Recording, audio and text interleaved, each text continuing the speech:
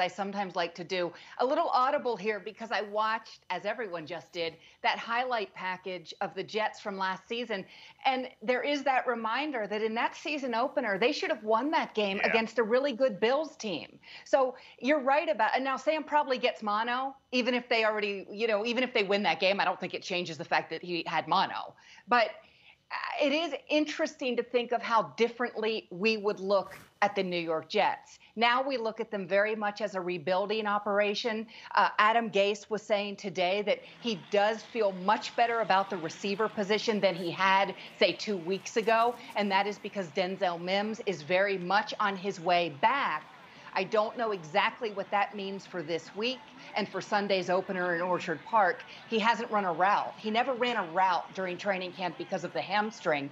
Veteran Brashad Perryman also on his way back. A knee kept him out of drills for, let's say, the last 2 weeks or so, and they have missed him. So it does look at like that guy, number 14, is getting healthier around him this time in terms of playmakers.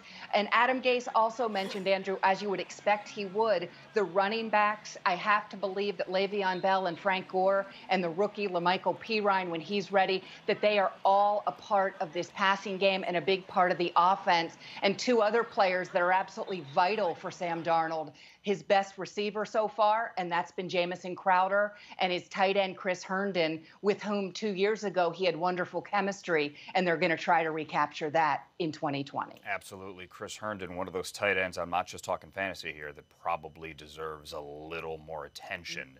Sam Darnold hopes that, you don't double cover him. He's going to find him regardless here. All right, so Joe Douglas was talking today. Kim, the Jets GM, talked long-term expectations. What do you say?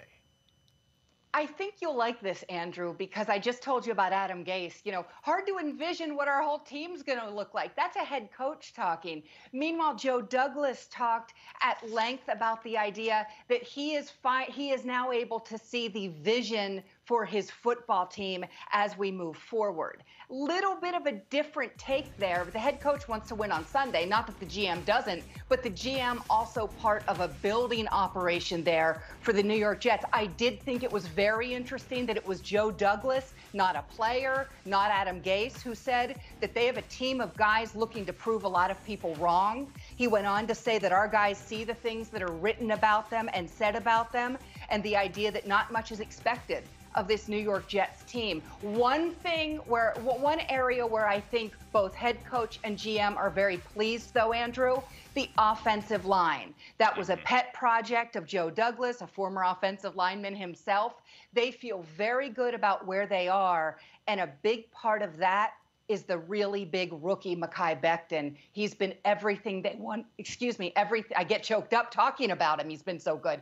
He's been everything they've wanted so far, and they believe that will continue. And Andrew, I know you're busy on Sundays. You see every game. You see every red zone play. I love that about you. When you watch Mekhi Becton on the screen, you're going to be amazed. He's a large, swift-moving human. Speaking of shedding a tear, Frank Gore just said he shed a tear when he saw his son play college football on Thursday. I think many of us shed a tear as well because there was college football. How about that? How awesome. Cool is that? So you know cool. what? I'll say this on the way out. Frank Gore Jr. has a league of NFL players rooting for him because they all love and respect his dad so much. It was so cool. And his little flip, too, inside the 5 was fun. Who cares?